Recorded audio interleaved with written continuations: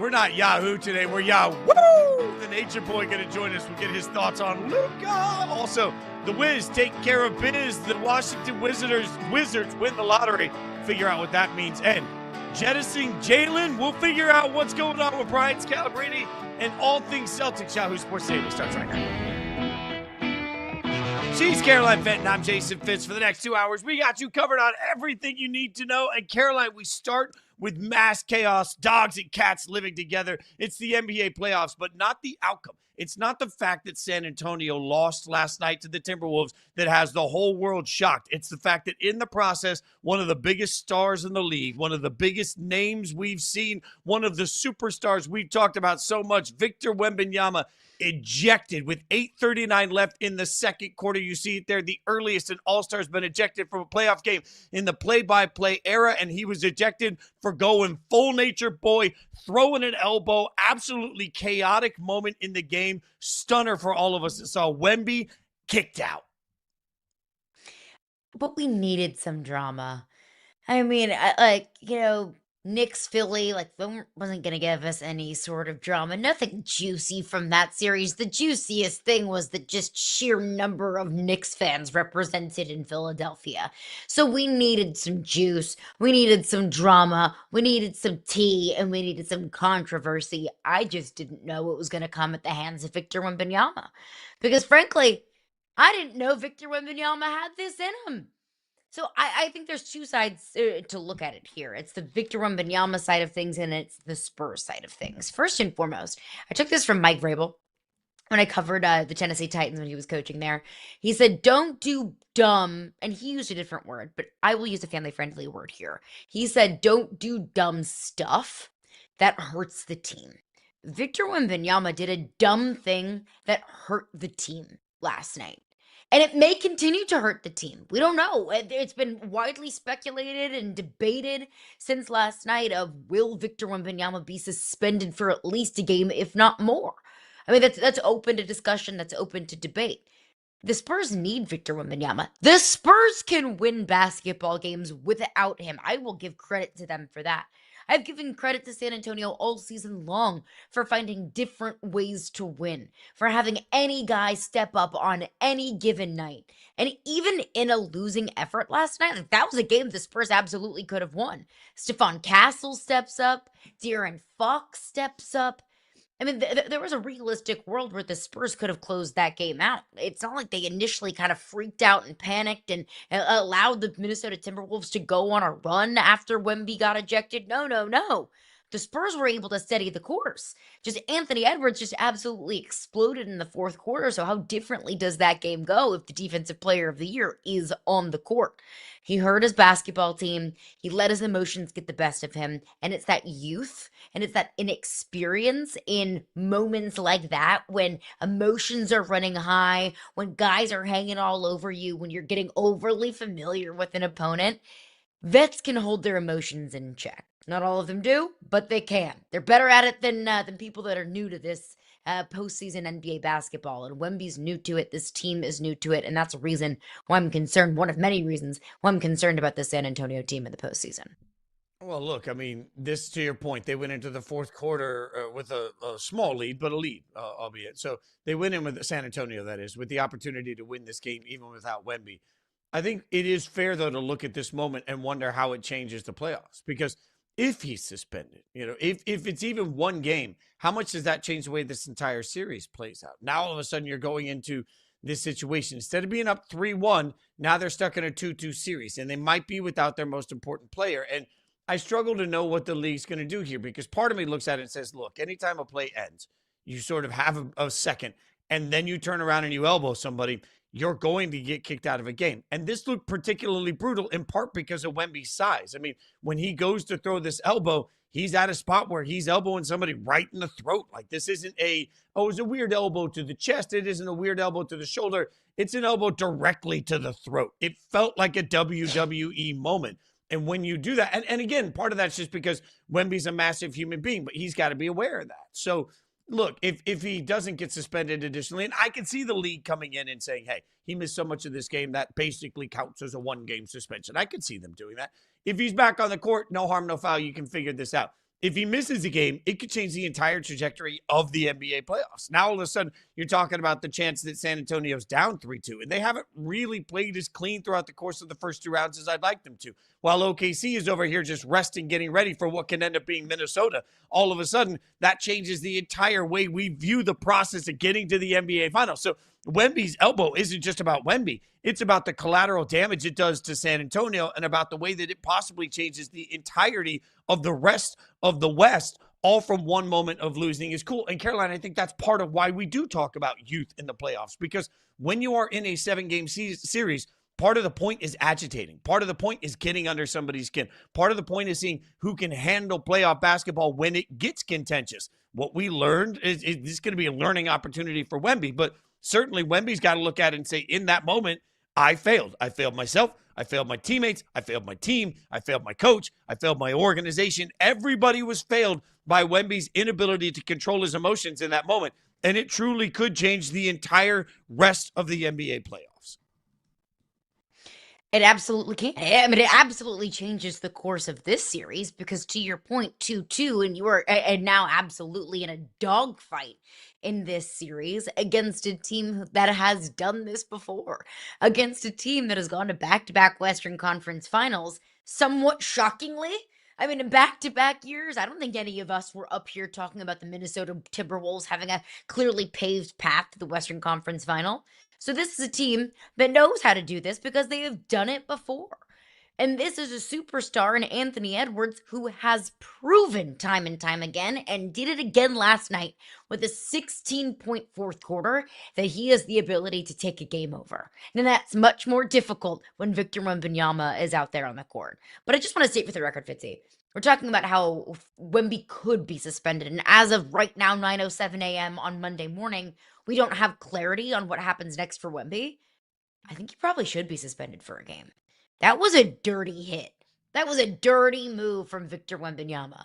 And I don't think he's a dirty player. I love Wemby. I love Wemby's mentality. I love Wemby's edge. I love how Wemby's not afraid to show his emotions. But in a moment like that, you have to keep your emotions in check. Now, I keep seeing it compared to Meta World Peace whenever he elbowed James Harden back in James Harden's OKC days. I think this is different. Meta World Peace was suspended, 7 games for that? I think this is different. I think you have to look at somebody's track record. I think you have to look at someone's history. Meta World Peace's history was much different, or is much different than Victor Wembanyama's. I would not be surprised to see Wemby out for at least 1 game. And I think that's the right decision and the right move by the NBA. They can't let this kind of thing happen.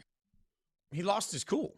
And there has to be punishment to it. You're right, 1,000%. Like, anybody that's ever gone through it, like if you get a speeding ticket, if it's your first speeding ticket, sometimes you go in front of the judge and the judge says, no worries, take a little class, we'll take it off your record. If your 6th, 7th, 8th speeding ticket, you're handled much differently when you go to traffic court, right? Like, so I don't think it's fair to necessarily lump some of the other offenders that we've seen and things like this in with Wemby because it is a first offense. But I also think that at some point, nothing takes away the fact that we love him and the fact that he's likable and the fact that he's a young superstar and the fact that everybody just wants to be besties with Wemby because he's got this certain thing about him that people just gravitate to doesn't change the fact that he collected himself, he took a second, he took a beat, and then he lost his cool. This wasn't just in the flow of action. There was a moment where he made a conscious decision.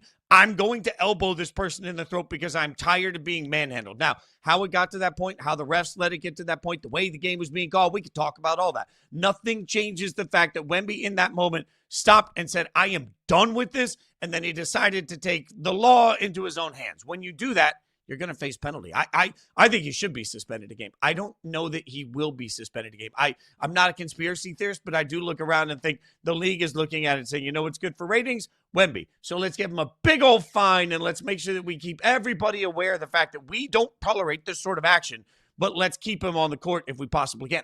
There's one other ancillary side effect to all of this, just because I wanted to use ancillary this morning in a sentence, Caroline. That is, to me, thank you. The longer this series goes, the more I'm just looking over at OKC, who's likely about to make mincemeat of the Lakers and then just get to they sit up, they get to get their bunions rubbed. They're just hanging out. They're making sure their feet feel good. Jalen Williams is getting more time to get healthy while he just sits around not having to play. And they're just watching an OKC Minnesota series that now looks like it could go even deeper. This one game has consequence because one team, I believe, is going to have the opportunity to sit back and make s'mores and enjoy the NBA playoffs the way we're enjoying them, while another team is out there grinding in every single game. I think that has consequence to whoever plays OKC next. So again, weird side effects to this action that I think we have to consider in the conversation. As if Oklahoma City needed any more advantage, as if Oklahoma City wasn't already terrifying enough just in and of itself. You're looking at Oklahoma City, who is really, I think, going to casually swaggy walk themselves, not just to the Western Conference Finals, but probably to the NBA Finals. And we're also talking about a terrifyingly, a terrifying looking Oklahoma City team. And you just mentioned it with no Jaylen Williams.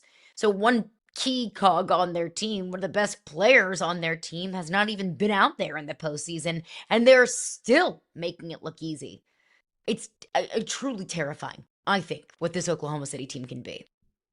Speaking of terrifying, the Knicks in the East might need to be added to the terrifying category. After all the conversation this year about it's make the finals or bust, the Knicks continue to just absolutely bust through everybody. It's not that they swept the 76ers. It's the way they swept the 76ers. They spanked the 70s. They took them over their knee, and they spanked him, and then they said, have you learned your lesson? And then they took him over their knee, and they spanked him again and again and again. And Philly had no answer. This wasn't one of those series where I looked at it and say, Philly just didn't take advantage of their opportunities. No, Philly went out there on a basketball court and got their asses kicked over and over and over again. In Carolina, I feel like the Knicks made a statement to everybody. Hey, say what you want about whatever time it took for us to gel in the regular season. We don't care. Whatever we were holding back in the regular season, we're putting out in the playoffs. They look like an absolute wagon right now. Well, and this isn't the only statement they've made. I go back to the closing game against Atlanta, when they were like, we're not even just going to win this game. Like, we want this series to be over with, and we're going to embarrass you and everyone that you've ever met in your lifetime. There's a lot of statements that have been made recently by this New York Knicks team. We know that they were a better team than the Sixers, right? This is a series that they should have won. So I keep going back and forth about how I feel about the Sixers team. They did what I expected them to do. They beat a team that they're better than. They beat two teams in two series that they are better than. So if you want to talk contenders, because when you drop nearly 150 in a postseason game in a game 4 on the road, then yeah, I think that Titletown is probably a fair destination to be chatting about. But in order to be a contender, you have to beat a contender.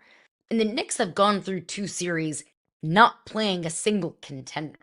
The Sixers taking down the Celtics in that first series completely changes the calculus on the direction of the Knicks and their path to a championship. It doesn't take anything away from the Knicks, but it does change the way that I look at this team. That's okay, you dropped 144, you dropped 75 points in threes alone, but you have to consider the opponent. But also at the same time, you can't control who your opponent is. All you can control is how you play and how you beat them. And the Knicks have checked every box. The Knicks are a defensive wagon, have been all season long. They found this next level, if not the next couple of levels, offensively. No OG Anunoby, no problem, because they were able to figure out a way to, plug Miles McBride in the lineup, who drops 25 points and goes 7 from 9 from beyond the 3-point line. That OG Anunoby was one of the best, if not the best players you could make an argument. And this Knicks team also postseason long. They don't have him, and it's not an issue. So I keep going back and forth, Fitzy. If we want to talk about legitimate title contenders, the Knicks haven't beaten a contender, but they at least look like one. Look, anytime Karl Anthony Towns had a plus minus of 23 in that game. And I don't always love plus minus, but I think it tells their stories. But here's the thing. That was the lowest plus minus of all the starters in that game.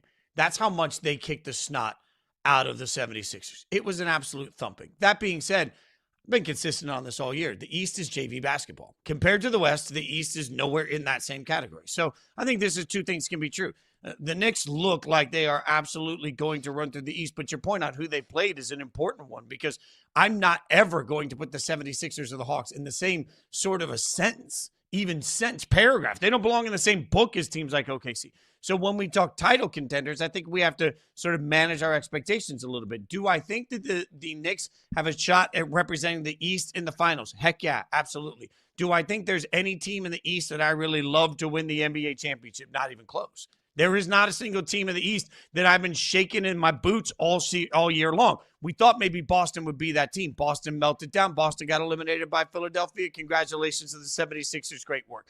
But at the end of the day, have most of us spent most of the year scared to death of the Pistons the way we have been of OKC, San Antonio, and even Denver, who got early eliminated? No, we have not seen the East the same way as the West all year long. So to me, that's just got to be part. You're right. That has to be part of the conversation. The Knicks are having an incredible playoff run, but also they're beating up on JV basketball teams. All right, coming up, speaking of JV, some teams are trying to get from JV to the big boys.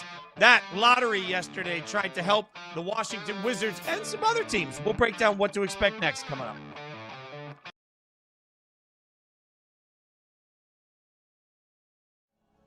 There were rumors that this was going to happen before the draft, that Darryn Price was going to end up going to the Seahawks at 32. I think you could make a very strong argument that you could take Price as early as the 106. That might end up getting you in trouble, but I don't know if I feel that strongly about some of the other players in that range. There was not many other depth charts like across the league where there's just a smooth sailing spot to that running back one position. For what it's worth, this will be 3rd down and 25, just as it was in the first half.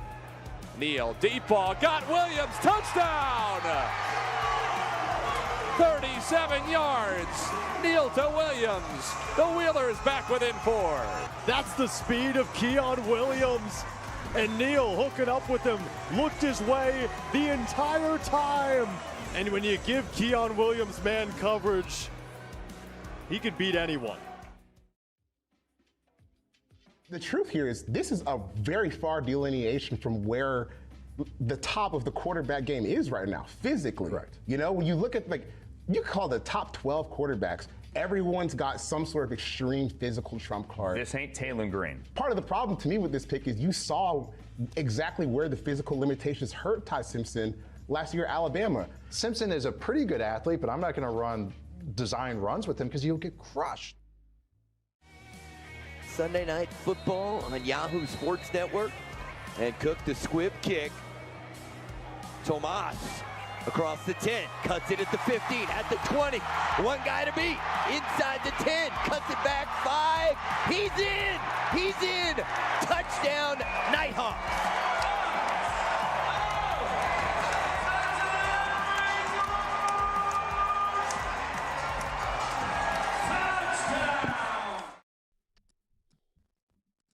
The lottery yesterday gave great news for the Washington Wizards. They win the draft lottery, will have the number 1 pick. Ending all of my theories that somehow, some way, Oklahoma City would win the lottery just so that people's heads exploded. Caroline, when we talked last week about places that, you know, we were kind of met on or places that we thought deserved, like Washington's name came up in our conversations. How do we feel about it now? Now that we know the Wizards have the number 1 overall pick, what do we like and who are they taking?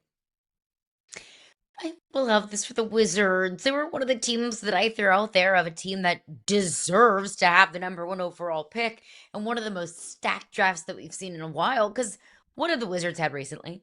What good have Wizards fans had to hold on to? What light at the end of the tunnel do Wizards fans have? And don't say AD, because he is not hope or optimism for any franchise in the NBA, especially a franchise that has had as little success in recent years in the Washington Wizards. So I'm glad for Wizards fans and for the organization that they have this hope or bargaining chip or whatever it might be. You know, it'll be in this draft, it'll be whatever combination of Darren Peterson, AJ DeBonsa, and Cam Boozer. Pick your poison. You say Cam Boozer goes 1, great. I have no problem with that. You say AJ DeBonza goes number 1, fine. Zero pushback from me. That's been the consensus really going back to the college basketball season, the middle of the college basketball season. It was those 3 guys and then kind of everybody else that has been able to put their name in the conversation. I'll go Darren Peterson, though, as the number 1 overall pick. There's been a lot of question marks about Darren Peterson taking himself out of games, not being healthy, not being available. We've seen the recent reports about how excessive creatine caused a lot of cramps this past year. Darren Peterson even said that they needed to call an ambulance one time because his body was in so much pain. He said it felt like he was dying. That's pretty wild. That's pretty crazy. Maybe it's just an explanation for what Darren Peterson was going through this past season. So there are question marks about Darren Peterson, his love of the game, his willingness to do whatever it takes to win. Those kind of questions don't exist for an AJ DeBonza or a Cam Boozer.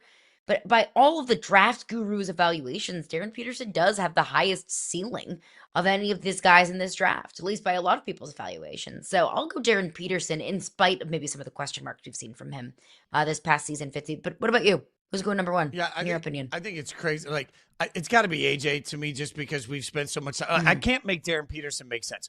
I hear you on the creatine. It's stunning to me that Kansas's athletic department never would have looked at that. If he's taking it, they don't know about it. Then it's stunning to me that they didn't talk to him about it. I think anybody that's ever had a workout warrior moment in your life, you know that when you take a bunch of creatine, there are side effects to it. So it's pretty alarming to me that nobody caught that along the way. But certainly it doesn't surprise me that now they're giving us answers.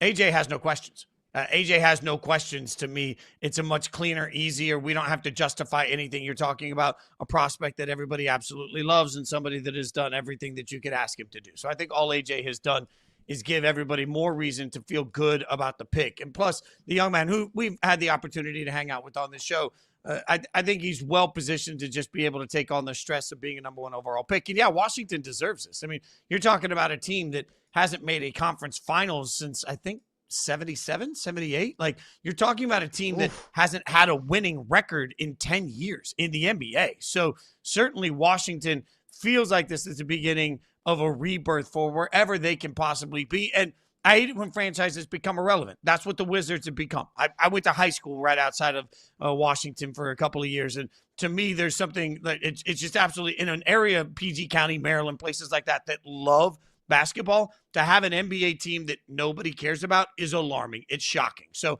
I hope that he can do more than just make them good. I hope he can make the Wizards actually relevant. So we have the top 4. At this point, Washington's 1 today as we said. Utah's 2. Memphis 3, Chicago 4. What do we think of the order on that? You've got Peterson going first. I've got AJ going second. So what do we think of the order of the top 4? I think Cam Boozer would be the 3rd, under the assumption that those two, Darren Peterson and AJ DeBonza, are going 1, 2 in whatever order.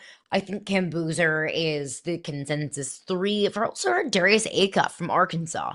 If I had to call it right now, I would say that he's either the 4th pick or a top 5 pick. If he's not 4th, I think he would go 5th. Darius Acuff's motor. The fact that he was not 100% healthy this past season, and he could still go out there and contribute in a big way. Even when he wasn't 100%, he could take games over. That shows, I think, just a basketball, side of things, the fact that he can take games over, but I think it also shows a lot about himself, about his character, the question marks about Darren Peterson of how much does he really love basketball? How much is he really willing to do for his team? Those are not question marks. In fact, they're strengths for Darius Acuff. So I think that's awfully attractive for a lot of GMs across the league. Yeah, I like Acuff a lot. I think Caleb Wilson is the other name that you got to put in on North Carolina. To me, he's the 4th in this, although it's really close, but he's the 4th in this because he just attacks the rim and he's aggressive at and around the rim. I've seen plenty of mocks that have Chicago taking him at 4. I've even seen him going as high as 3. I love the idea of Boozer being in Chicago just because of the relationship that means, the tie back to his dad. I love all of those stories, but I think the guys that you have up there, I actually have them in that order. I think that order kind of makes the most sense to me for Chicago, particularly to get somebody that's aggressive on both sides of the ball, that absolutely dunks everything that comes within, 3 feet of the rim. It's just absolutely incredible to see Caleb do that work there. So I think Caleb makes a lot of sense for for the Bulls, but I do like your Acuff call a lot. I'm a little surprised I haven't gotten him into the top 4. It might turn out to be that way. Now, for all the winners in the draft lottery, one of the biggest losers coming out of the draft lottery was the Pacers. For anyone that didn't see this, they go through their whole season, they tank. We all know that. After they lost Halliburton, we expected the tank. And then all of a sudden, they find out that they are losing their pick because they had, as always, these weird protections. You know, it depends. It has to land in certain spots. Well, they lost that as part of their trade with the Clippers. So all of a sudden, the Pacers do not have a top 5 pick, and they lose out on it. Caroline, I love the fact that they came out and really acknowledged this. I love the fact that their GM came out and acknowledged to the fans, hey, this isn't what we expected. We thought we'd get a little bit of luck. This is obviously heartbreaking. This is the way it went down. But certainly if you're a Pacers fan today, you feel like you just got kicked in the no-no places. No doubt. And I'm with you. I do always appreciate an open and honest front office. It doesn't undo the mistake. It doesn't make better of a bad situation. But it does at least acknowledge to the fan base, hey, we tried to do something and it came back and smacked us in the face, and we're sorry about that. And here was our thought process. It didn't work out. We'll be better. I do appreciate at least the honesty there and acknowledging the elephant in the room. But it wasn't just the Pacers. But might I add, all of these NBA draft trades, the protections, the if it's this, then that, trading picks years and years and years in advance. This is the reason why the NBA draft drives me absolutely bonkers. It's too complicated. It's too complicated for fans to follow, and clearly it is too complicated for some of these GMs and front offices for leveraging their futures and ending up with egg on their face for making some of these decisions. The New Orleans Pelicans are another team that I think is looking around like, how in the world did that just happen? New Orleans could have had the 5th and 8th overall picks, but no. Essentially, they traded the 5th and 8th overall picks for the 13th pick in the draft last year. And the Pelicans are terrible. It's one thing for a team that's really good and feels like it can compete next year. It's like, okay, whatever, F them picks. We'll take the less need approach to this draft. No! The Pelicans are terrible. They have no hope for the future, I don't think, because waiting around for Zion Williamson is obviously proving not to pay dividends. And they don't have picks. Brutal for New Orleans. Yeah, this is part of why I continually say I hate the lottery. And I understand everybody says, well, you got to have something, otherwise teams tank. Well, okay, but what has happened now for everybody that tried to tank or for anybody that's just bad? What if you're just bad at running an NBA team? Now, all of a sudden, you're a bad team that got no shot at getting the pick that you actually earned by being terrible. There is hope that comes. And everybody knows I'm a fan of an NFL team that sucks, right? I felt so much hope this year because even though my team was the worst in the NBA, or in the NFL, I should say, I could turn around and say, we're going to have the first pick in the draft. And what does that mean for my beloved Raiders? NBA fans can't say that. And I think that's part of why tanking has become such an issue, is because not only do you know that your team sucks, you know that your team sucks, and you're still going to have to rely on a tiny little ball to come out and tell you what pick you get. You're still going to have to rely on some randomizer to tell you what happens. So you can't even take the hope that comes from most of when your team sucks midway through the season. You're like, you know what? Doesn't matter. Next year, we're getting DeBonsa. You can't do that in the NBA because all you can do is turn around and say, it doesn't matter because next year, if the balls go our way, we have the highest percentage chance, then we get it. But as long as it's not, as long as it's a protected pick, we'll be fine. Like the math that you have to do to just get excited about the NBA draft is a moment that tells you it's broken. Everybody always tells you if you have to explain a joke, the joke didn't land. If you have to sit down like a calculus test and explain your entire draft process, the draft didn't land. That's just an unfortunate byproduct of what happens in the NBA. All right, plenty more to break down, but coming up, we are going to be joined by a legend. There has been beef between Ric Flair and Luka. We'll tell you about it because he's going to join us next, the Nature Boy.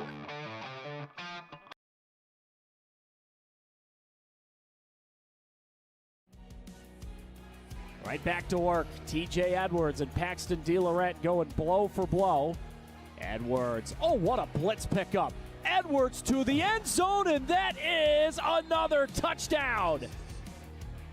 Third down. DeLorette throwing, coming back to make a great catch. Thomas Owens, the best receiver in the history of the franchise, just added another highlight to the reel. Does the result even matter at this point? Like, is it a victory just making it to the fight and having a good performance, or do you really want to win as well? I really want to win. Like, I really want to win. Sitting here is a victory. I get a victory every single day. Walking out to that cage is going to be a victory. Having that first punch is going to be a victory. You know, every little victory. But no, I'm not. I wouldn't have taken this fight if I thought I couldn't win. I think for the Raptors, you know, what did they learn here? They learned like they're in a great spot. And then Scotty Barnes, welcome. You have achieved stardom. Like that's what this series was for Scotty Barnes. He became a star. The dude hit clutch bucket after clutch bucket, made big plays as a playmaker as well. He was too big or too quick, depending on the guy he was being defended by. He was incredible.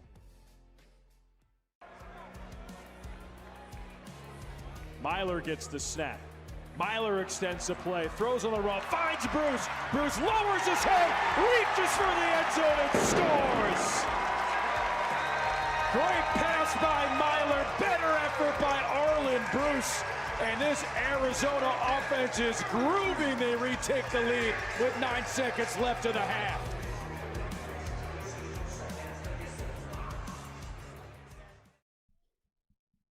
Best part about Twitter X is when you see a little beef, and boy, do we got some with somebody I never want to beef with.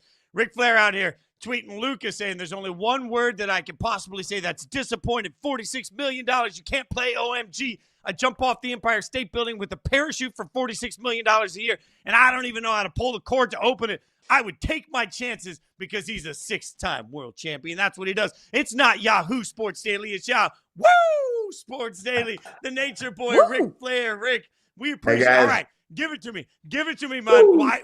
I feel like you're being hard on Luka. Why are we being hard on Luka, Rick?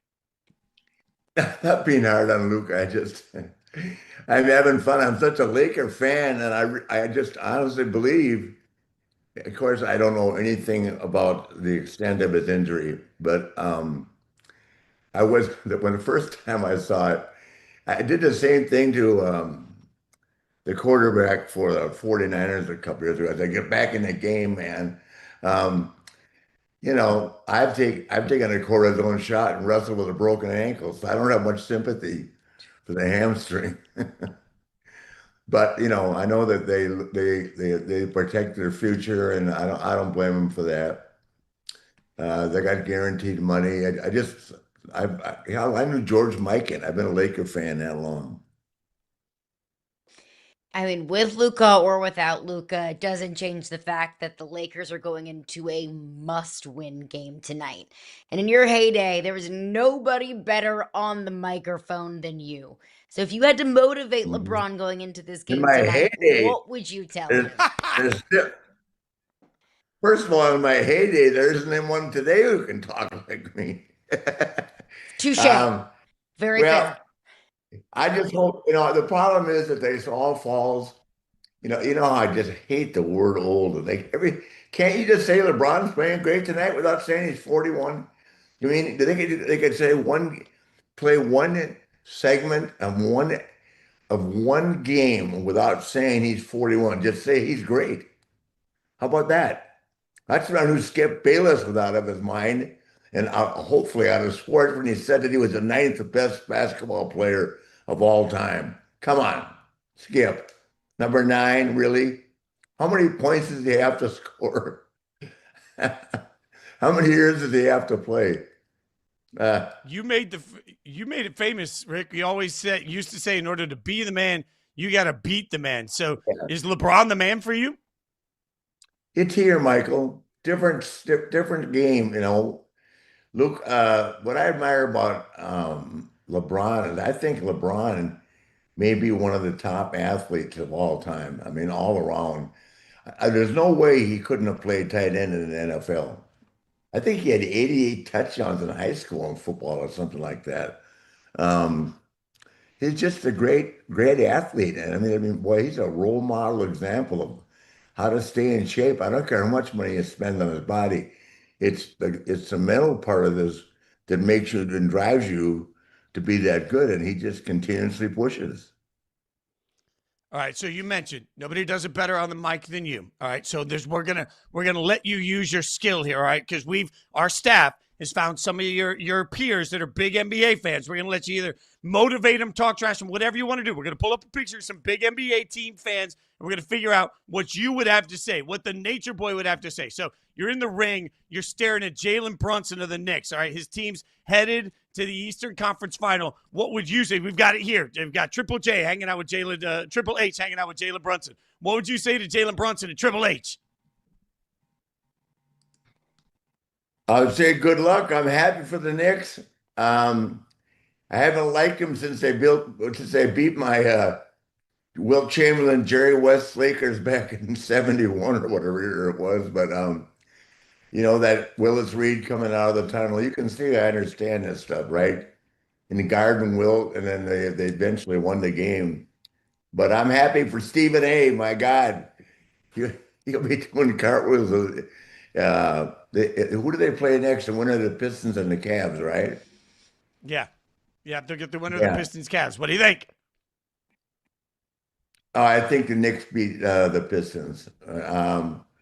I wish I could say the Cavaliers, because I'm once again going back to LeBron. I actually hope that LeBron takes a retirement lap with the Cleveland Cavaliers next year, because with LeBron on that team, with Harden playing the way he's playing, and Mitchell, if they had LeBron, I think they could win another NBA title.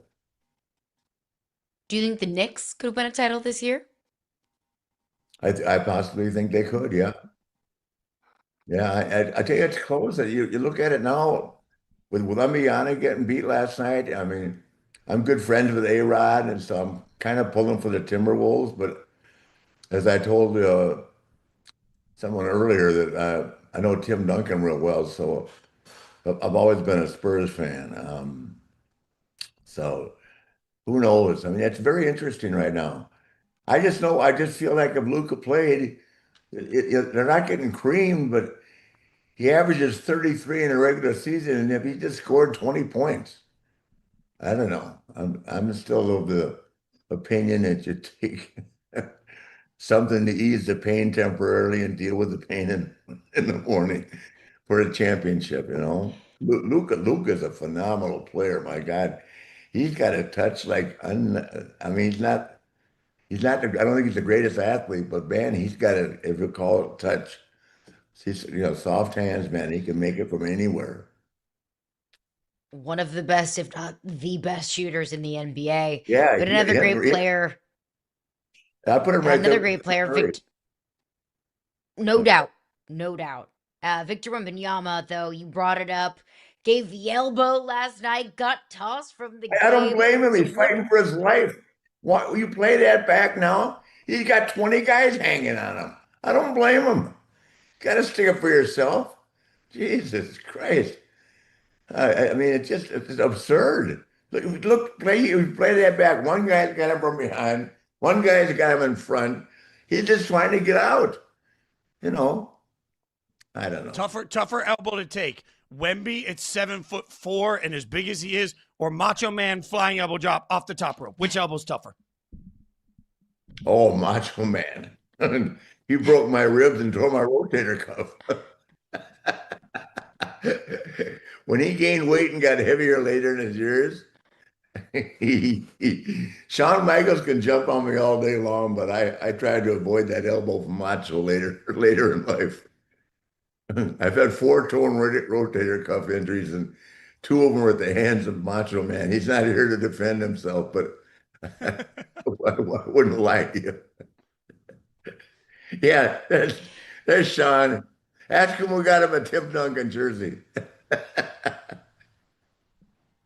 incredible. That's amazing. All right. But the Miz is a go ahead, Caroline. Yeah, the Miz also a diehard Cavs fan. You brought him up about, LeBron potentially taking a victory lap there next year, but this year they got a game 4 tonight. So Cleveland, this is for woo. The 2 of my best friends, Dolph and the Miz, man. Yeah, they're great guys. And Cleveland's unfortunate for football. I mean, the Guardians, I guess, are doing okay, but the Cavaliers with LeBron next year, I think it'd be a very, very tough team to beat. You know who else I love? And I have to say this because I find it so interesting is that since this Caitlin Clark, Angel Reese incident a couple of years ago has escalated the WNBA. I enjoy watching that as much as the NBA right now. I mean, wherever Caitlin goes, it's 18,000 fans. Think about it. Look at the attendance figures. And now they've got, I think they've got a collective bargaining. The girls are making over $1 million a year, whereas they were making 200 grand. I mean, Caitlin, the thing with as funny as this deal with the John Cena, never seen, but it changed the game in terms of interest for me at least. I love Asia Wilson. I mean, so have you had, I know you get the chance all the time to go into locker rooms and talk to teams. Have you talked to any of the WNBA teams yet? Has Ric Flair gone in and given the Ric Flair treatment yet? No, the Fever better bring me in though. I'm big in Indianapolis.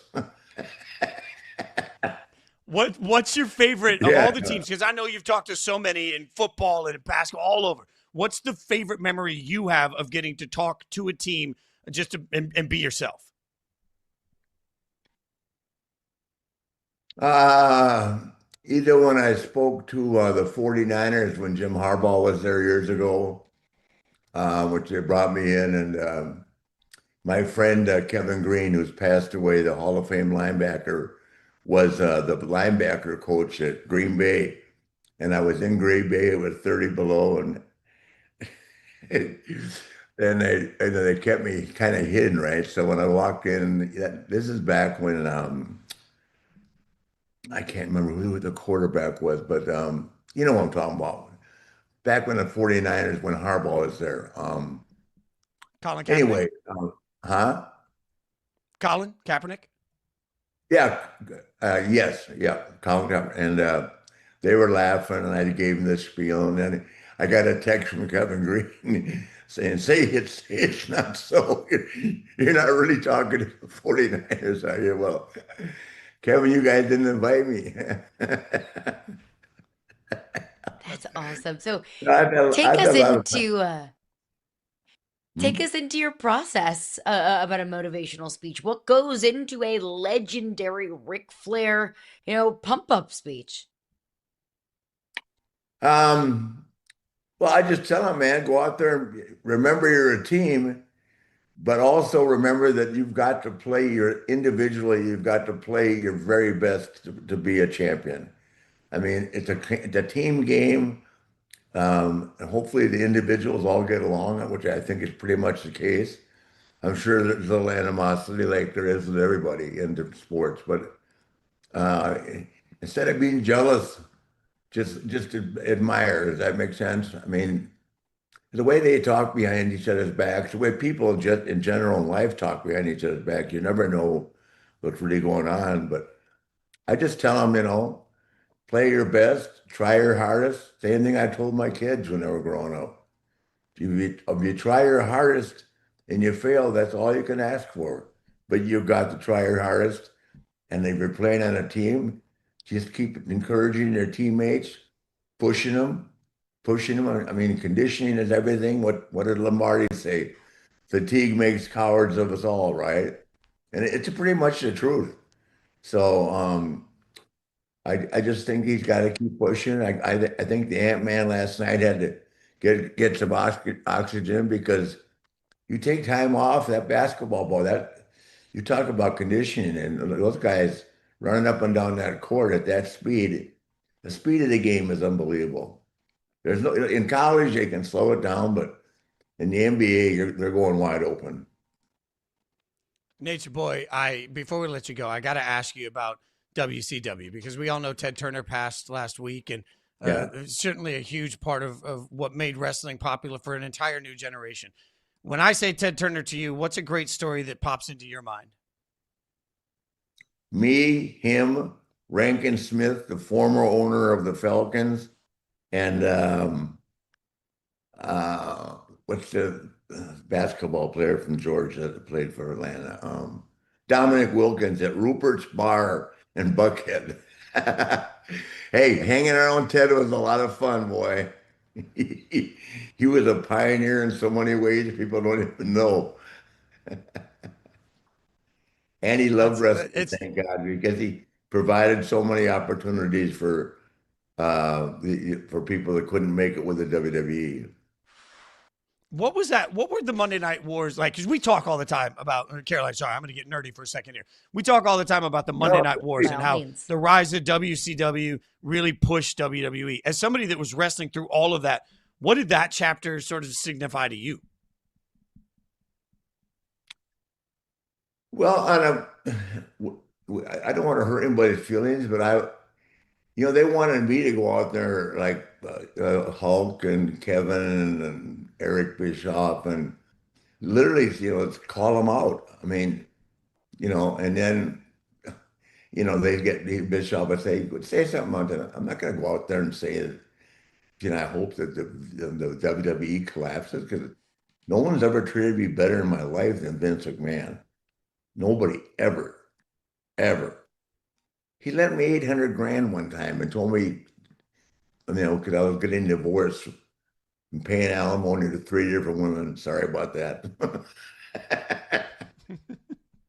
I needed a relief fund, and Vince did it. So I miss that phase of the business, but it certainly created. I mean, I know the college kids were going crazy, and they could have one on one TV and one on the other, and it was a very interesting time in the business.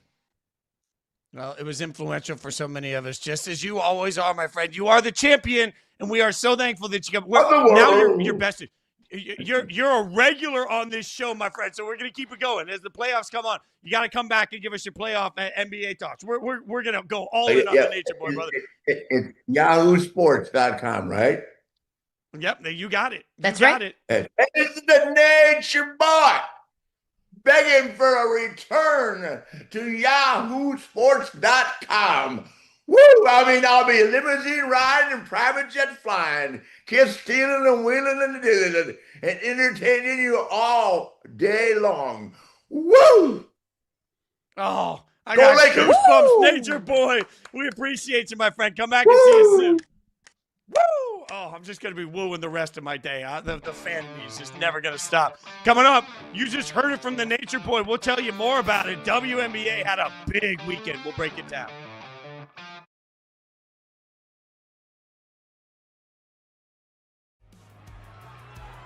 Myler gets the snap. Myler looks down the field. Bruce caught it! Touchdown! Owen Bruce, player of the game! Perfect throw. Yeah, that was great catch. throw. Great play at a critical moment there. Myler gets the snap. Myler looks. It's going to be a broken play. Needs to get rid of it. He does! Oh my it's gosh. caught! Wow. What put you over the top to I want to go to Indiana? I was really close to going to a couple other schools. However, the point that really cemented me into Indiana is Coach Signetti really focusing on the development. His big selling point was, hey, I don't know, other schools are trying to sell you on if we're going to win a national championship, if we're going to win all these games. I just know one thing I can do is develop quarterbacks. This is insane. There were people that showed up tonight with Fernando Mendoza jerseys already, so they were a little bit nervous, but nothing to be nervous about. Remember, guys, in my lifetime as a Raiders fan, only 2 other times have they selected a quarterback in the first round. We're talking about Jamarcus Russell, who's essentially Voldemort to Raiders fans everywhere, and Todd Marinovich. But at the end of the day, it has been a long time since this fan base had a quarterback they could plant their flag with. This is why Raider Nation is so exciting. Does Orlando win it in overtime, or does this instant classic continue? Deep drop and throw, end zone, Thomas Owens. That's an Orlando overtime winner. That is the most decorated receiver in the history of the franchise. Of course, he's the one to end it.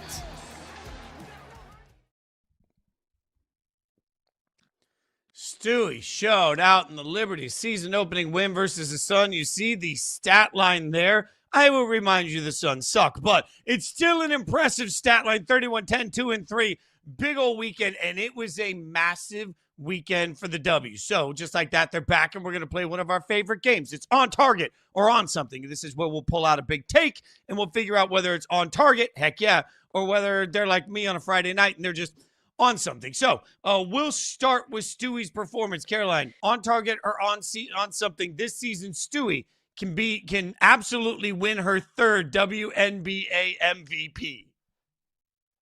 100% on target. I mean, why not? If Brianna Stewart stays healthy, she is one of the best players in the league. You saw it right there against the Sun. She also shot 60% from the field, followed it up with a 23-point performance against a very young and hungry Washington Mystics team.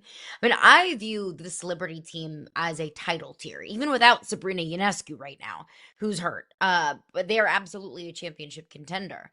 So if Brianna Stewart can continue to lead this team, I just had in the locker room and as a leader on the team, but can continue to lead this team on the court. Well, she's one of the best players on what I think is going to be one of the best teams in the league that absolutely checks some MVP boxes. I think the only thing that can get in the way of Brianna Stewart winning another MVP is health and availability. That this Liberty team got bit by the injury bug last year. It's the reason why they had a first-round exit in the postseason. So as long as she can stay on the court, yes, 100%, I think that's on target. She can win another MVP.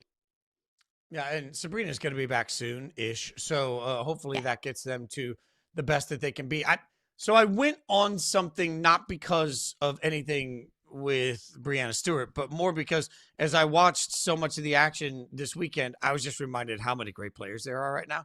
So I kind of looked at this almost like if I'm taking Brianna Stewart or I'm taking the field, like how do I feel about it? I sat there and watched mesmerized as Paige Beckers was just an absolute truck getting to the rim and the way that she played against Indiana, I think was pretty jaw-dropping. Like you want to talk about a massive transformation from year one to year two. I think that we're seeing it from Paige. And of course, Caitlin was not the best version of herself. Even she admitted that, she needed a little bit of time to get her legs under her. I think there is so much talent in the league right now. It's hard for me to secure anybody. So yes, the statement that she can win her third MVP, I think is probably very on target, but I feel like the probability of it is on something simply because there are so many players right now in the W that are so incredible. And that was on display over the weekend. Speaking of that Wings Fever matchup I just mentioned, Dallas wins 107-104. Points were all over the place this weekend. It was amazing. The last four number one overall picks played in this one, and that's Boston, Clark, Beckers, and Fudd. On target or on something, these two teams will be the clear-cut talk of the league all season long. What say you? I think that's on target because part of the reason of what you just said, the last four number one overall picks, Aaliyah Boston, Caitlin Clark, Paige Beckers, AC Fudd. I mean, just in name recognition alone and draw alone, those four, and specifically, I think Caitlin Clark and Paige Beckers, they command attention, whether that's ticket sales or whether that's, conversations that we're going to be having on this show and on sports talk shows across the country. They will be the talk because of the amount of star power. Now, I don't think it will be because these are the two best teams in the league. I think Indiana is and has the capability of being one of the best teams in the league. I put the Fever squarely in my title tier, just along with the Aces and the New York Liberty. Now, Dallas, I'm not quite convinced yet. Now, did they start the season on an incredibly high note? Absolutely. Does Paige Beckers look like she was shot out of a cannon at the beginning of the season? Absolutely. I think the Dallas Wings will be much, much, much improved from the team that they were last year that got the number one overall pick. I'm just not quite convinced that Dallas is going to be squarely in a title tier. All the moves that they made this past offseason, they will be much improved. I'm really impressed from what we've seen early from Jose Fernandez and from Paige Beckers. But look, this is still an incredibly young team. This is a new team that's still learning how to play together. So far, so good for the Dallas Wings. I just need to see more to be convinced that they will be the talk of the town because they're one of the best teams in the league. Yeah, well, in that sense, so it's funny how we're reading the same questions and we're taking the answers a little bit differently. It's on target to me because being a conversation piece doesn't require you be great. it just requires that you be a conversation piece. And we're not going to be able to stop talking about Dallas. I think you're 1,000% right about that. Indiana, it's a much different conversation. Caitlin always creates conversation, but also Indiana is going to be very good. I'm a little stunned at the lack of defense from both teams in this game. But frankly, it was so much fun to watch. I don't care, right? Dallas is going to be a conversation because Paige looks like she's just absolutely inevitable. Paige is coming for this league, and it's going to be special to watch. Fudd is going to, AZ's going to be interesting because she only had 3 points in 18 minutes in her debut, and she was really a non-factor, which for the number 1 overall pick is not what we usually expect. I don't think that that's sign of problem. I don't think it means that they made the wrong pick. I don't think any of these things, Caroline, but I do think that the acclimation of AZ Fudd into this offense quickly is going to be at least part of the reason we talk about them a bunch. When you've had back-to-back number 1 overall picks, you're a conversation piece because you're expected to be better, which I think they will be. I don't know if they'll be great, but you're also a conversation piece because you're expected to have stardom that can really hang in. And so as much as Arike Ogunbowale, as you see there, was absolutely also great, AZ is going to have to play better. So either the rise of AZ or the complication that she hasn't risen enough also creates a weird conversation point. That's why I think there's just enough, chaos around everything that Dallas is going to do this year that creates conversation in and of itself. I'm with you, though. I don't know that Dallas is going to be a great team. I just think that it's clear Dallas is going to be a great conversation piece, and that in and of itself will rule part of the league for part of this year. And I think that's great for the league. I think it's great for the league that we're talking about teams outside of the clear-cut number 1 best team in the league. I think it's great for the league that we're not just talking about Caitlin Clark and the Indiana Fever. That is not an anti-Caitlin or anti-Indiana Fever sentiment, but it is great for the league when we have more reasons to be talking about it because there are so many superstars. Now, look, I've been hearing a whole lot of the sky is falling with AZ Fudd. You just mentioned it. Doesn't mean that they made the wrong pick. Of course not. We're 1 game in. We're just 1 weekend in. We have a teeny tiny sample size of AZ Fudd getting up to speed of the level of physicality of this league.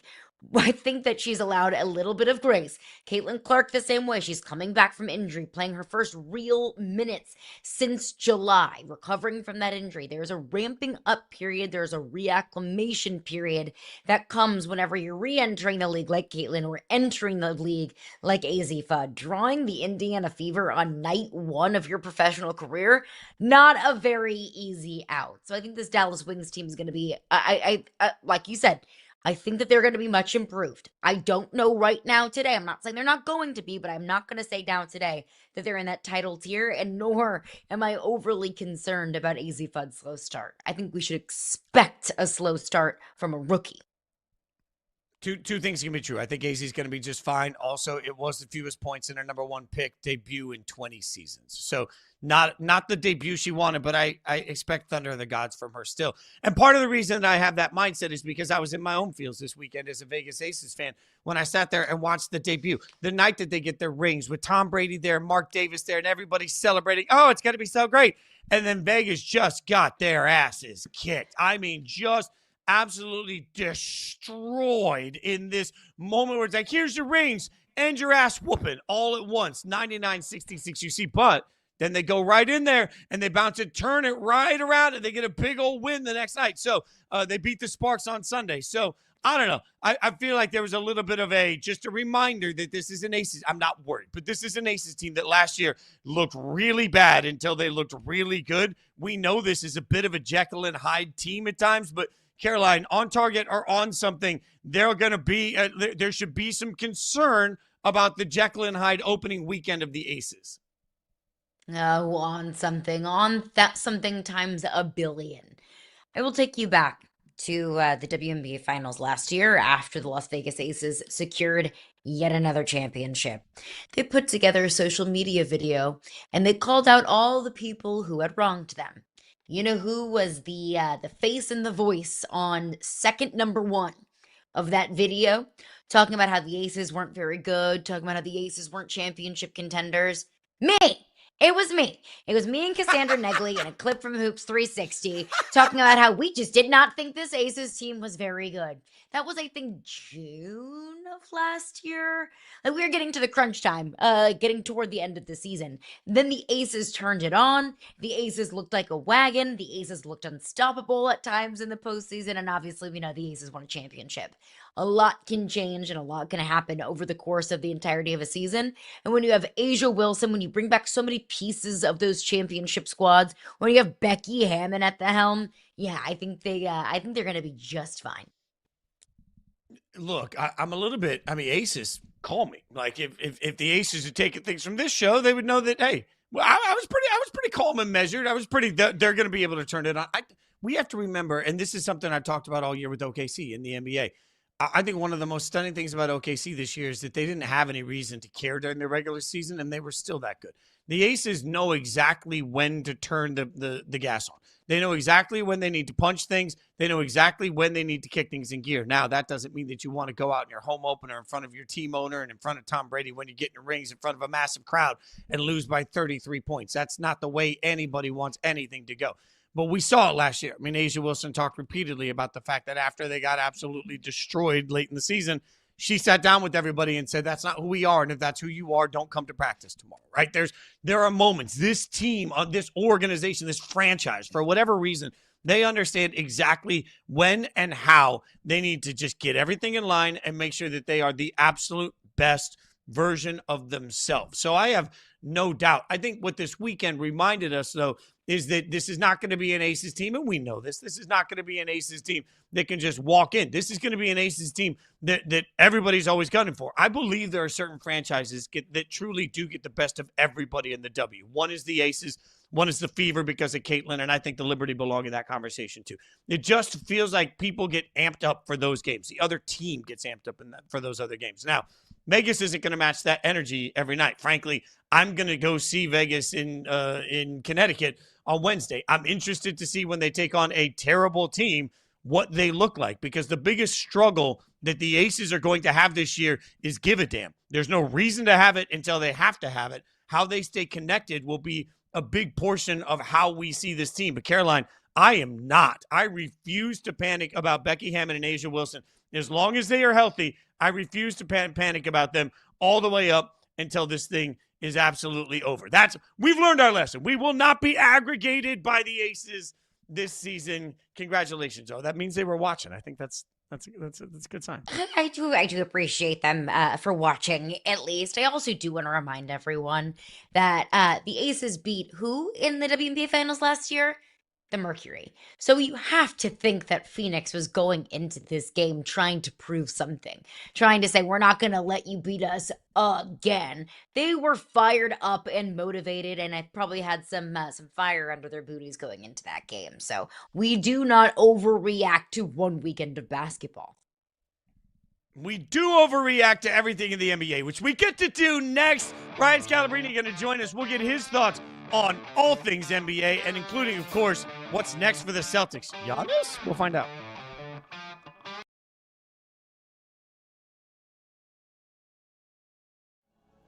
There were rumors that this was going to happen before the draft, that Darryn Price was going to end up going to the Seahawks at 32. I think you could make a very strong argument that you could take Price as early as the 106. That might end up getting you in trouble, but I don't know if I feel that strongly about some of the other players in that range. There was not many other depth charts like across the league where there's just a smooth sailing spot to that running back one position. For what it's worth, this will be third down at 25, just as it was in the first half. Neal, deep ball, got Williams, touchdown! 37 yards. Neal to Williams. The Wheelers back within 4. That's the speed of Keon Williams. And Neal hooking up with him, looked his way the entire time. And when you give Keon Williams man coverage, he could beat anyone. The truth here is this is a very far delineation from where the top of the quarterback game is right now, physically. Correct. You know, when you look at, like, you call the top 12 quarterbacks, Everyone's got some sort of extreme physical trump card. This ain't Jaylen Green. Part of the problem to me with this pick is you saw exactly where the physical limitations hurt Ty Simpson last year at Alabama. Simpson is a pretty good athlete, but I'm not going to run design runs with him because you'll get crushed. Sunday Night Football on Yahoo Sports Network. And Cook the squib kick. Tomas across the 10, cuts it at the 15, at the 20. One guy to beat, inside the 10, cuts it back 5. He's in! He's in! Touchdown, Nighthawks!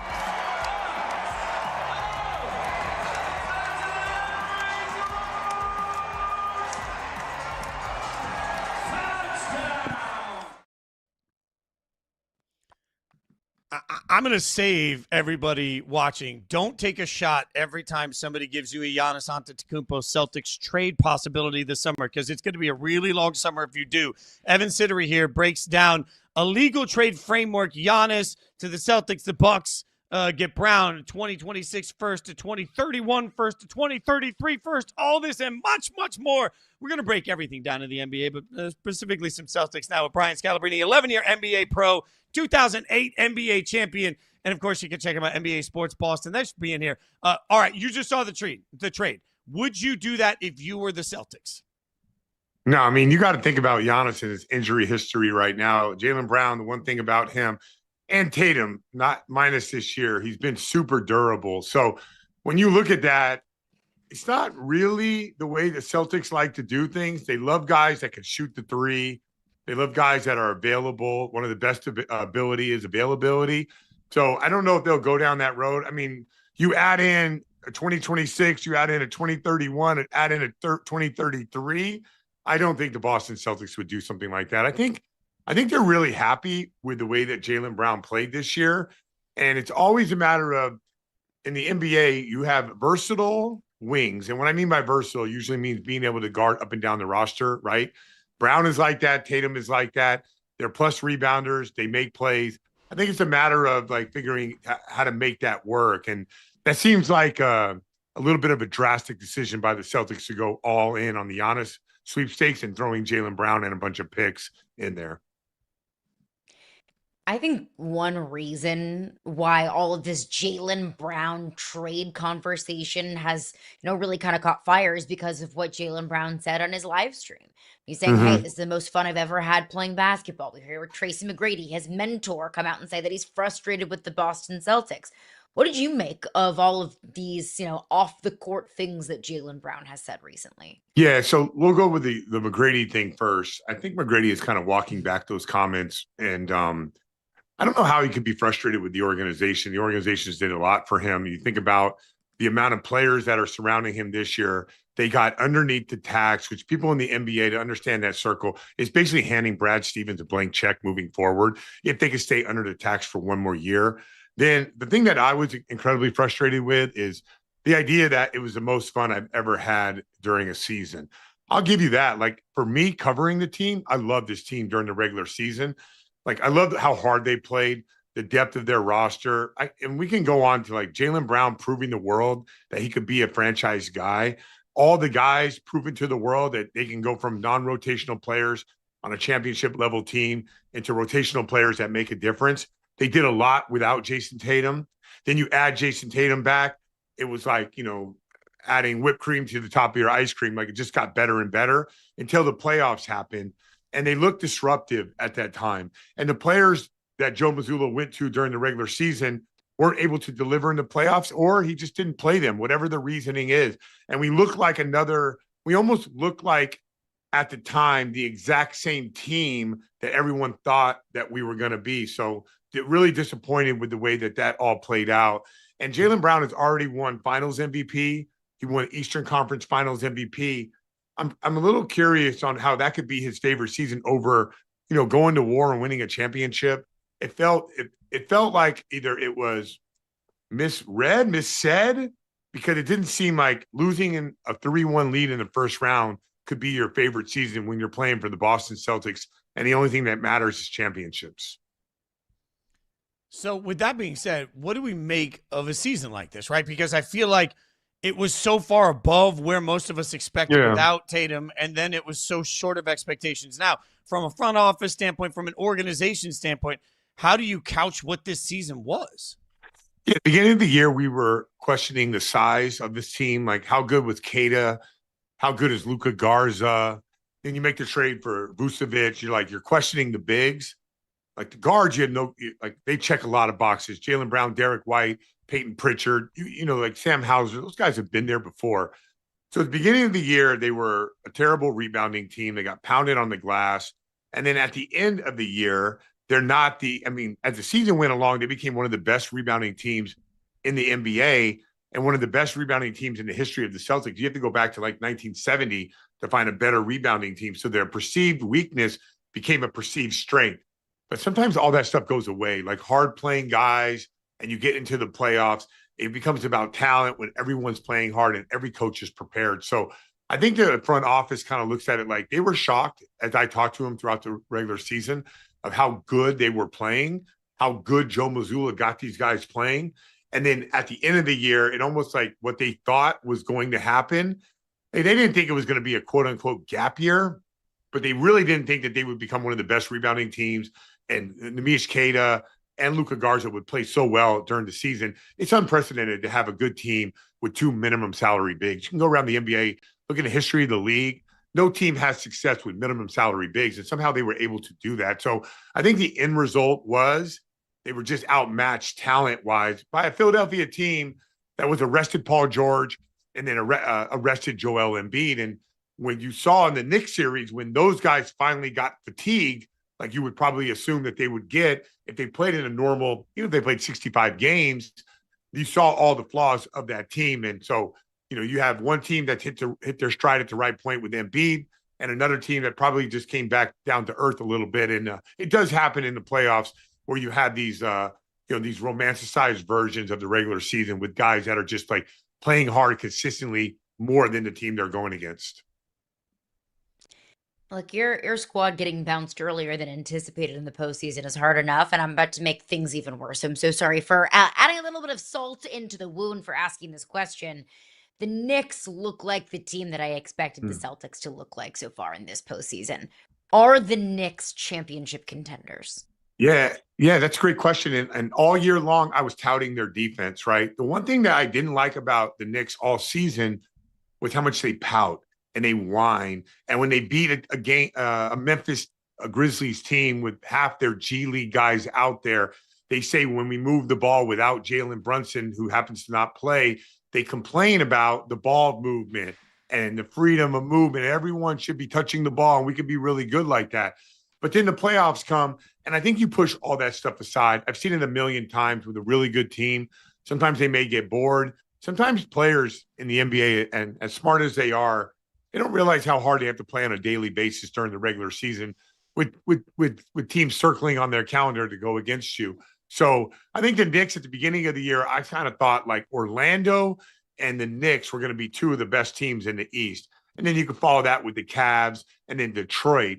But Orlando was obviously disappointing. And I think in their own right, the Knicks were sort of disappointing, but they've hit their stride so far. And all the people that counted them out when they were down 2-1 to the Atlanta Hawks, it was their defense. And I've always said this all year long. There are moments in time when you watch the Knicks during the regular season that their defense is championship caliber. And people always focus on Jalen Brunson and Karl Anthony Towns, but they got wings and they got good coaching staff to kind of organize their defense.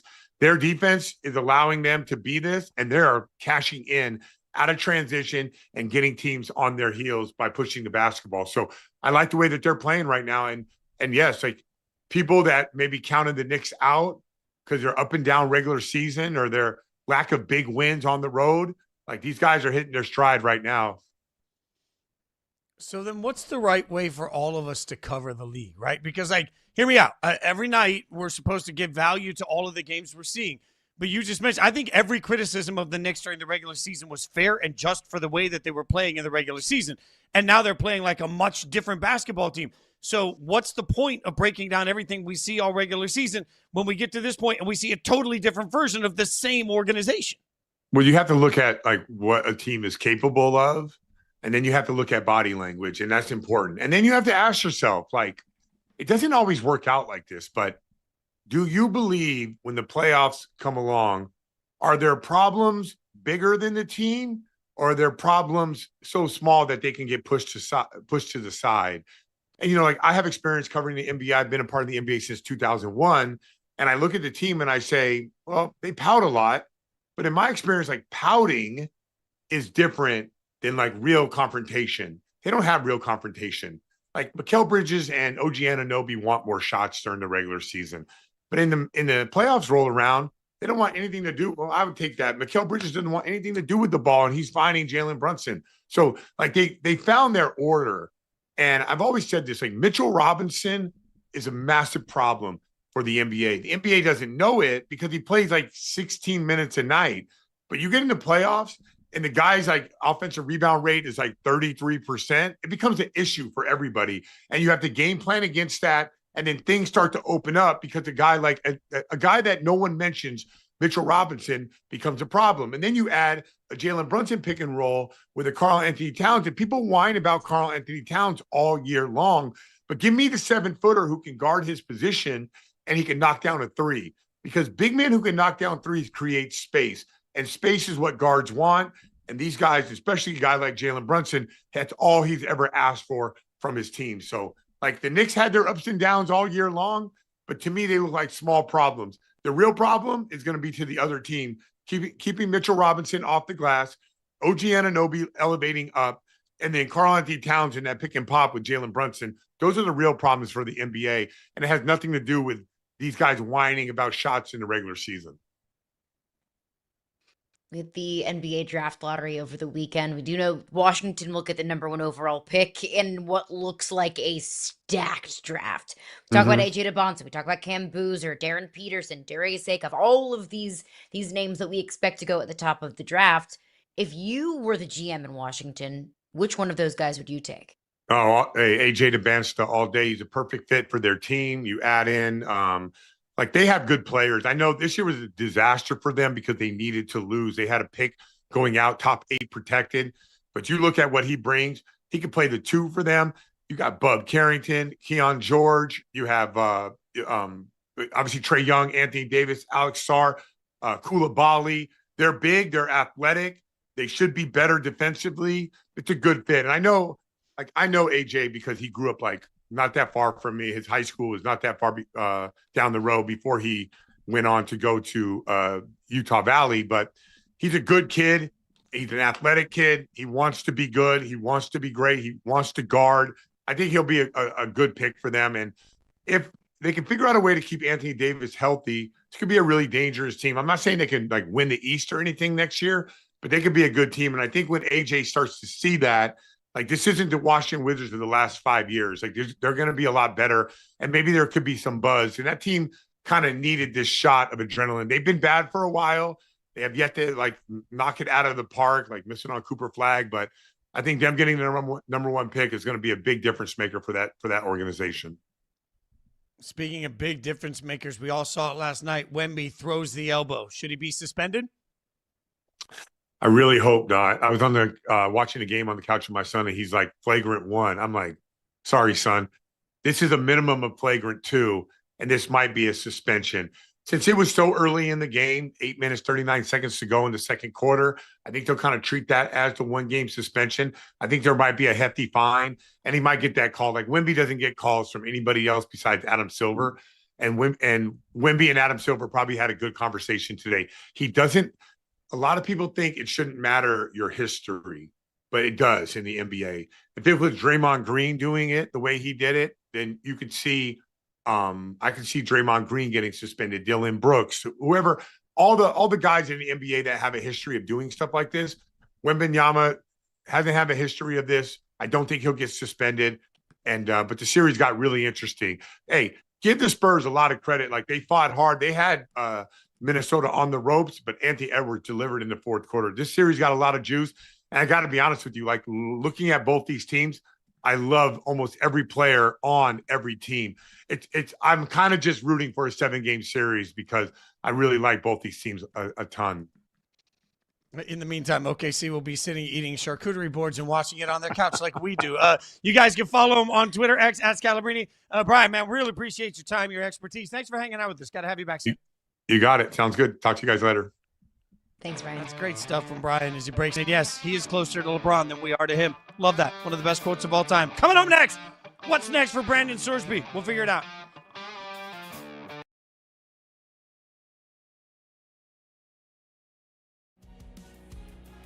Right back to work. TJ Edwards and Paxton DeLorette going blow for blow. Edwards. Oh, what a blitz pickup. Edwards to the end zone, and that is another touchdown. Third down. DeLorette throwing, coming back to make a great catch. Thomas Owens, the best receiver in the history of the franchise, just added another highlight to the reel. Does the result even matter at this point? Like, is it a victory just making it to the fight and having a good performance, or do you really want to win as well? I really want to win. Like, I really want to win. Sitting here is a victory. I get a victory every single day. Walking out to that cage is going to be a victory. Having that first punch is going to be a victory. You know, every little victory. But no, I'm not. I wouldn't have taken this fight if I thought I couldn't win. I think for the Raptors, what did they learn here? They learned like they're in a great spot. And then Scotty Barnes, welcome. You have achieved stardom. Like that's what this series was for Scotty Barnes. He became a star. The dude hit clutch bucket after clutch bucket, made big plays as a playmaker as well. He was too big or too quick, depending on the guy he was being defended by. He was incredible. Myler gets the snap. Myler extends the play, throws on the run, finds Bruce. Bruce lowers his head, reaches for the end zone and scores. Great pass by Myler, better effort by Arlen Bruce. And this Arizona offense is grooving. They retake the lead with 9 seconds left in the half.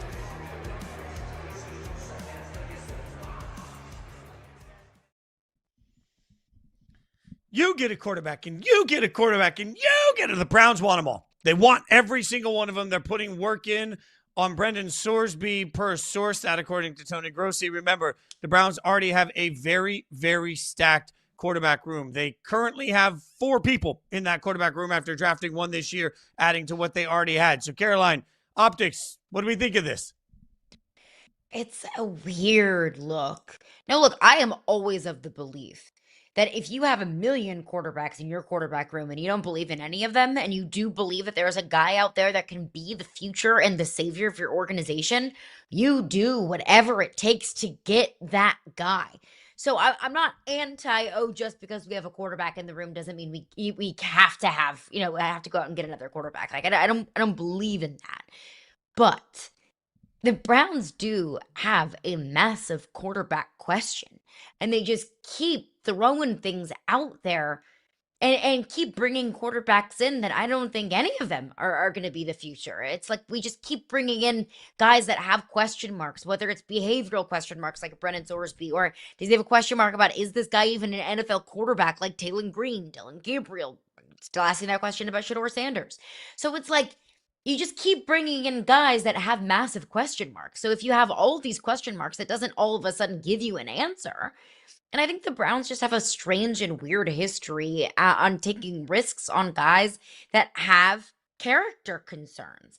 They did this, obviously, with Johnny Manziel. See how that worked out? They did this with Deshaun Watson. Let's not forget that he had all of these legal allegations against him before he even signed with the Cleveland Browns. So you have an organization with a willingness to take risks on guys with character concerns, and sometimes that pays off. But for the Browns, it hasn't. So you're going to go and take a risk on another guy who, might be facing, getting kicked out of the NCAA. It's just, of all teams, why the Browns? Well, I think part of this, look, Sorsby, because of the gambling allegations, is trying to fight to see if he's going to have any NCAA eligibility remaining. They may decide that he can't play, in which case when he leaves rehab, he's got to figure out where he's going to play to continue his football career. That's why this is all popping up, and it's popping up in advance of the supplemental draft, which if you want to be considered for the draft, but you weren't eligible in the regular cycle, you have to declare by June 30th.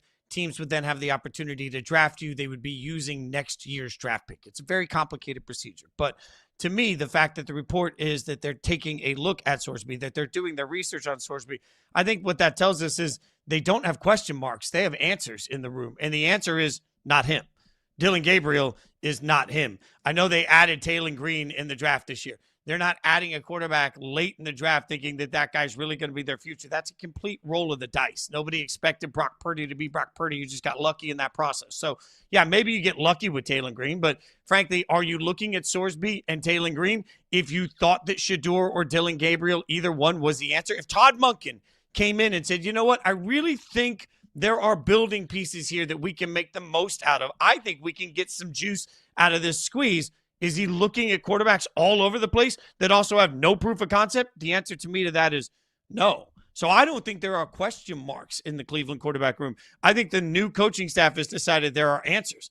That answer is Dillon Gabriel is not him. That answer to them is that Shedeur Sanders is not him. That answer is that Taylen Green is just sort of a roll of the dice. And then the other person that we've talked a little bit about is Deshaun Watson. And you're looking around saying, well, I mean, we got him. I just he hasn't completed a healthy season and God knows how long. I don't really know. I think the only question mark in their entire quarterback room is Deshaun, because I think the rest of them have answered the question. So now if I'm the Browns and I can take Sorsby with the 4th round pick in the supplemental draft, which would cost me a 4th rounder next year, I'm doing that all day. If I believe that he's a better, at least less of a question mark than what I already have. I think the fact that they're doing so much work is telling us that the new staff got in. They've looked at the film. They've started to be around the guys, and they just don't feel like they have viable answers at quarterback. So they're going to keep throwing darts. They're going to throw spaghetti up against the wall until it sticks, Caroline. And I don't think that's the wrong approach if they've decided internally they don't have a guy.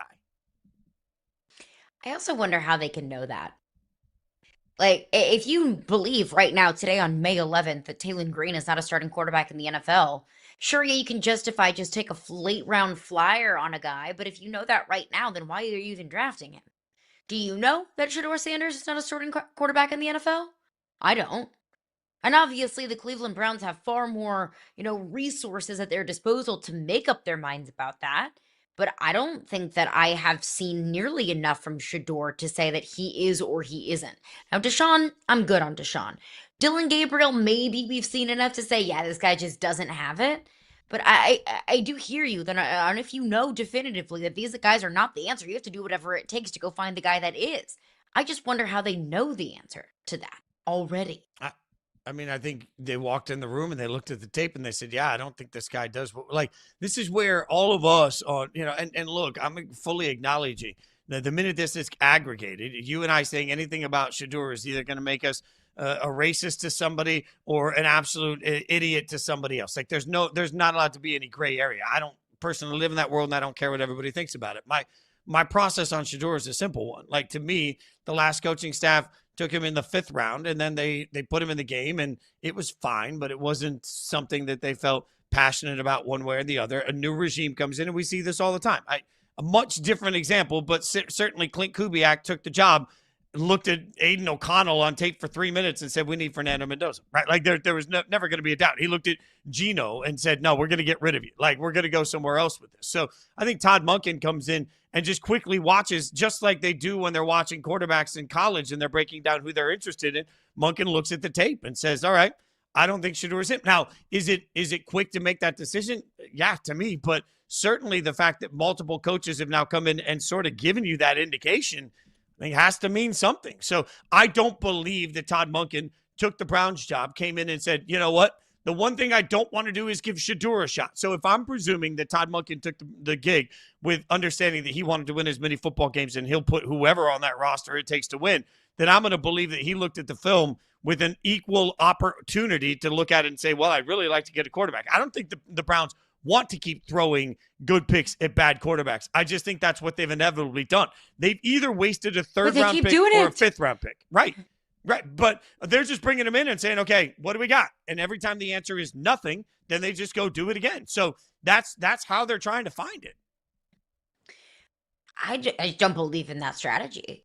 I just don't think that continuing to blindly throw darts at the dartboard and hoping that something sticks is a very smart approach to it. Sometimes that works, but sometimes there are organizations that are very smart and plan everything out, and they have this 3-year plan, and they get the number 1 overall pick, and they draft the quarterback that everybody views as the number 1 overall pick, and sometimes that doesn't work out either. Sometimes things in the NFL are just inexplicable when you have so many factors at hand here. So I'm not saying that, that there is one perfect approach to a quarterback, because if there was, everyone would be doing it and we wouldn't be in this position with the Cleveland Browns. But I just think, to me, this makes the Cleveland Browns look like a deeply unserious organization because they just keep grasping at straws. And also, I think that the history of these quarterbacks is an important aspect and an important part of this as well. That you bring in Deshaun Watson with all of the legal question marks. You draft Johnny Manziel, even though there are massive character concerns. I don't think Brendan Sorsby is a bad person, but he is a person with a bad history. And that's the reason why he's in this position now. So at what point are you going to be an organization that just doesn't have standards for the most important position in the sport? Yeah, they've already shown us that. Like, as long as Sorsby's not don't taking care. bets in a massage parlor, that it's a win for the Browns. All right. We'll keep you updated on what that looks like for the supplemental draft. Yeah, I said it. But coming up next, Darius Miles is going to join us. We'll get Darius's thoughts on LeBron, on the NBA, on the book he's written. So much to come.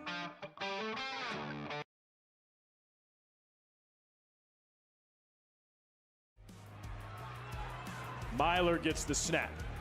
Myler looks down the field. Bruce caught it! Touchdown! Owen Bruce, player of the game. Perfect throw. Yeah, that was great throw. Catch. Great play. Great play at a critical moment there. Myler gets the snap. Myler looks. It's going to be a broken play. Needs to get rid of it. He does! Oh my it's gosh. caught! Wow. What put you over the top to like, I want to go to Indiana? I was really close to going to a couple other schools. However, the point that really cemented me into Indiana is Coach Ignetti really focusing on the development. His big selling point was, hey, I don't know, like other schools are trying to sell you on if we're going to win a national championship, if we're going to win all these games. I just know one thing I can do is develop quarterbacks. This is insane. There were people that showed up tonight with Fernando Mendoza jerseys already, so they were a little bit nervous, but nothing to be nervous about. Remember, guys, in my lifetime as a Raiders fan, only 2 other times have they selected a quarterback in the first round. We're talking about Jamarcus Russell, who's essentially Voldemort to Raiders fans everywhere, and Todd Marinovich. But at the end of the day, it has been a long time since this fan base had a quarterback they could plant their flag with. This is why Raider Nation is so exciting. Does Orlando win in an overtime, or does this instant classic continue? Deep drop and throw, end zone, Thomas Owens. That's an Orlando overtime winner. That is the most decorated receiver in the history of the franchise. Of course, he's the one to end it. Everybody sees the highlights, but nobody tells you what it really takes to get there or what comes after. I've lived the highs, the setbacks, and the lessons that changed me for life. Now I'm ready to tell my story. That is the caption from Darius Miles regarding the book, What They Don't Tell You Before the League. Darius joins us now. Darius, man, you were the 3rd overall pick in the 2000 NBA draft. I love the concept of this book. We appreciate your time. I'm just going to put you straight to that. If you were sitting down with the top 4 picks in this year's draft, we were talking about them a minute ago. Everybody's just enraged about these guys. Everybody wants to talk about these guys. What's the one thing you would make sure they all understand as they get drafted? Financial literacy probably be one of the first things that I tell them. This will be probably the first millionaire of their family. So you want to kind of construct your money and get your financial situation together so you won't have to worry about it throughout your career. And it's great advice. You know, you talk a lot about St. Louis in your book. I'm from St. Louis as well, born and raised, know and love the city. But you talk a lot about the city and how it kind of shaped your upbringing and shaped who you are today. In what Yes. ways has St. Louis kind of shaped who you are? It's toughness, pride, hardworking, loyal, dedicated. St. Louis and gave me so many jewels and so many life lessons. And some that, when you get in a professional setting, you got to shake a little bit of some of them off. But I'm blessed, and I'm very happy to be from East St. Louis area and the St. Louis area. I like to rep both sides because I grew up playing basketball on both sides. So I like to represent both sides of the water. Your book touches on so much: bankruptcy, grief, depression, even open heart surgery. So why'd you decide to open up and really take this approach? Thanks to Stephanie Williams. She's the author of my book. She's reached out to me, and I always wanted to write a book, but I really didn't know where to start at. But I just feel like it needed to be said. And I've seen a lot of players' books, but we never touched on these points. So I just used my story to just tell about the mistakes that I made, some of the decisions that I made, some of the depression. When you get into a business, it's you're not going to play like you used to play in high school and college. You're not going to probably be the superstar of the team. So, you got to adjust because it's a business now. Guys make more money than you, so they might get more playing time than you. I never spoke about my heart surgery to nobody because I never wanted to be feeling like I need sympathy or be a victim.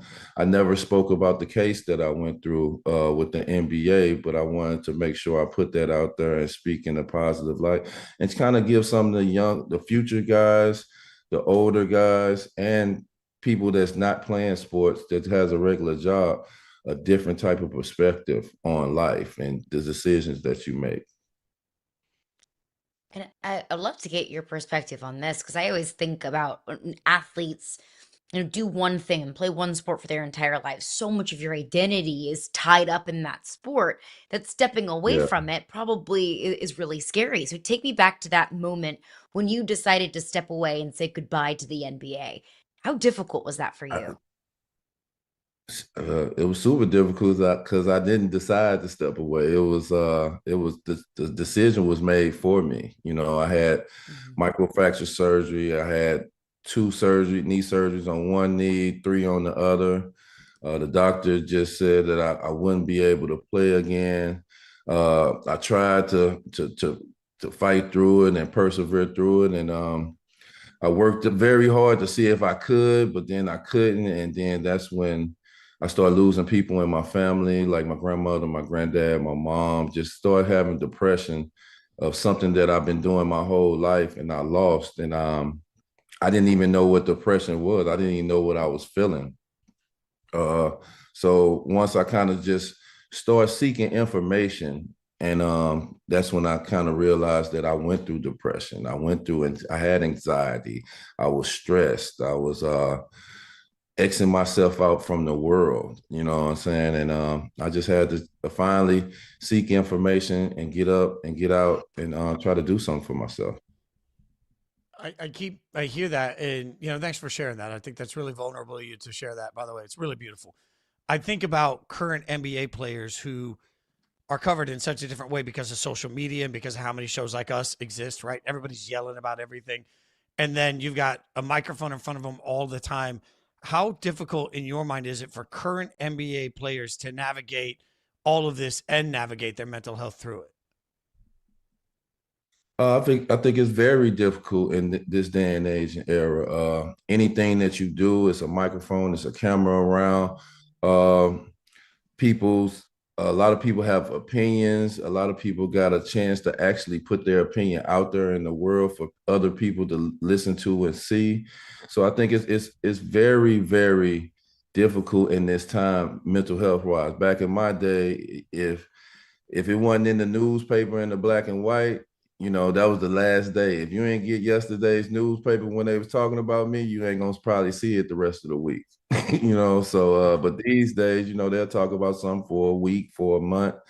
So you got to definitely be headstrong, and you definitely got to be open to therapy, especially if you feel like you're going through something, or you feel like some of these comments or some of these reviews are kind of getting to you and getting in your head. So you have to have somebody that you trust to talk to, whether it's your therapist, whether it's your mom, whether it's somebody that you believe in and trust, to kind of get that out yourself and focus on what's the task at hand.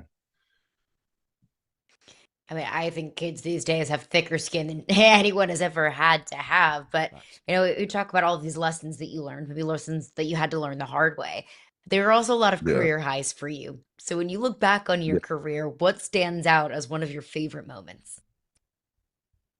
One of my favorite moments is getting drafted to the NBA straight out of high school, and having my family, my mom, my grandmama, everybody there, and one of my close friends, Q, get drafted in the same draft. And another favorite moment is just my first 2 seasons with the Clippers, us being the youngest team ever put together, and getting the opportunity to just play with them and kind of changing the culture of Clippers. Before we got there, you never seen people with Clipper jerseys. Like, nobody was coming to games, and just to change that narrative and change it in a city that's owned by the Lakers and everybody a Laker fan, to just kind of get fans and bring it from the mud all the way up.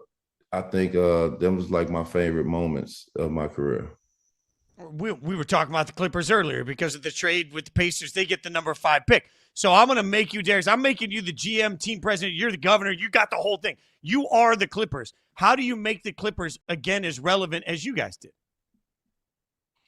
I think that you just have to kind of clean slate and make some moves. I love Kawhi Leonard. I love Kawhi Leonard as a Clipper. I don't want to let him go, but he's probably the only one that you have to have some leverage to get out there and get some more picks or get some more players. So I think it's time for they probably to let Kawhi go, which I hate to say that, but I think they need to clean slate it. They got a young Darius Garland. They got Bennett. They just going in a new direction. So I think this pick and them using Kawhi Leonard can make enough moves to kind of give them a nice young team that can play. One thing I love about the Clippers that I hope they never do is keep Tyronn Lue as the coach. What he's had to go through these last couple of years with not having players in, losing players, and still keeping the Clippers relevant is a blessing. He's one of the best coaches in the league, so I think that's the best thing they have. I want to go back to Kawhi. Why don't you think Kawhi can fit into the future of this Clippers organization? I think he can, but I think that he's the only valuable piece that they can go and get other value back from. They got a lot of stuff going on. So they lost a lot of value by getting Paul George for the Shea deal and all that stuff. So to get some of the value back and get in the draft, to get some of these guys that's coming out, he's the only one that's to me that's valuable that you can get out there and get something back from. Like I say, I'm a super Kawhi Leonard fan, and I don't want Kawhi Leonard to wear another jersey but the Clippers for the rest of his career. But if I have to be a GM, I have to look into he's the most valuable piece I got to get draft picks and to get other players to come in. So let's talk a little bit about that other team in LA, because they have somebody you know well, LeBron and the Lakers, right? For you, when you're sitting there, and look, I mean, you guys played together in Cleveland. Did it sink in with you when you were first together with him how special his career was going to be?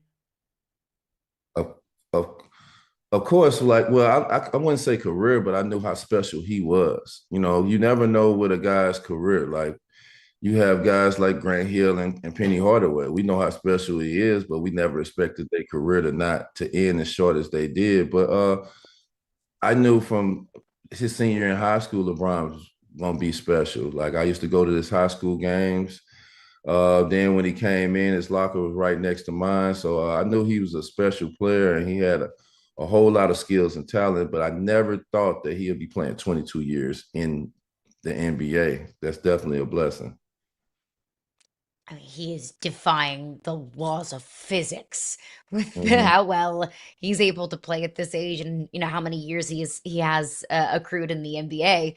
But what's one of your favorite LeBron James stories? One of my favorite LeBron James story. Oh, when we played at Summer League. We went to Orlando, we went to Boston. Just playing at Summer League and us just being around each other that whole summer for about 2-3 weeks. And I think we had a great time. Me, him, Carlos Boozer, DeJuan Wagner, Sagana Job. Him just getting there. I just remember that summer of us having fun, us getting the opportunity to go over Shaq House and get in the pool and stuff like that in Orlando, and then just how we was moving around that summer. That's one of my favorite moments, when we was with the Cavs. Well, one of our favorite moments is getting to watch you celebrate. Your Knuckles to the Head celebration, famous. It's part of the Knuckleheads podcast, right? When you see celebrations right now in the NBA, like who fires you up? Who do you love? Like who's the modern you? I definitely love Steph Curry's, sleep. I love Dame time. One of my favorite is Trae Young's, it's cold up in here, the ice tray.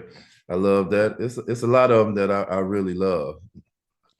I'm just asking, man, do you get to do the Knuckles to the Head all the time? Like if you parallel park really well, do you get to because I'd be doing it. You have such a signature celebration. Like you get a good deal on something, you do the Knuckles. Like, do you still get to use it all the time?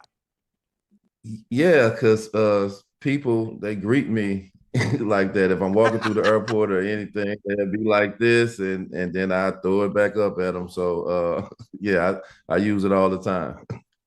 Oh, it's amazing. Awesome. It You is guys an can iconic follow celebration.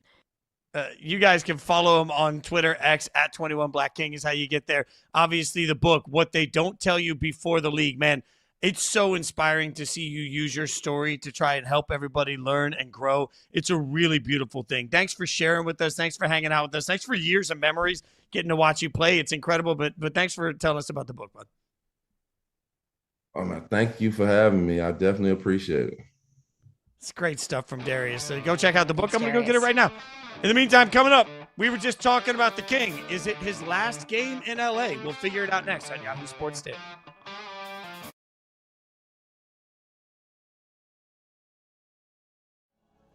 There were rumors that this was going to happen before the draft, that Darryn Price was going to end up going to the Seahawks at 32. I think you can make a very strong argument that you could take Price as early as the 106. That might end up getting you in trouble, but I don't know if I feel that strongly about some of the other players in that range. There was not many other depth charts like across the league where there's just a smooth sailing spot to that running back one position. For what it's worth, this will be third down at 25, just as it was in the first half. Neal, deep ball, got Williams, touchdown! 37 yards, Neal to Williams. The Wheelers back within 4. That's the speed of Keon Williams. And Neal hooking up with him, looked his way the entire time. And when you give Keon Williams man coverage, he could beat anyone. The truth here is this is a very far delineation from where the top of the quarterback game is right now, physically. Correct. When you look at, you call the top 12 quarterbacks, everyone's got some sort of extreme physical trump card. This ain't Taylor Green. Part of the problem to me with this pick is you saw exactly where the physical limitations hurt Ty Simpson last year at Alabama. Simpson is a pretty good athlete, but I'm not going to run design runs with him because you'll get crushed. Sunday Night Football on Yahoo Sports Network. And Cook the squib kick. Tomas across the 10, cuts it at the 15, at the 20.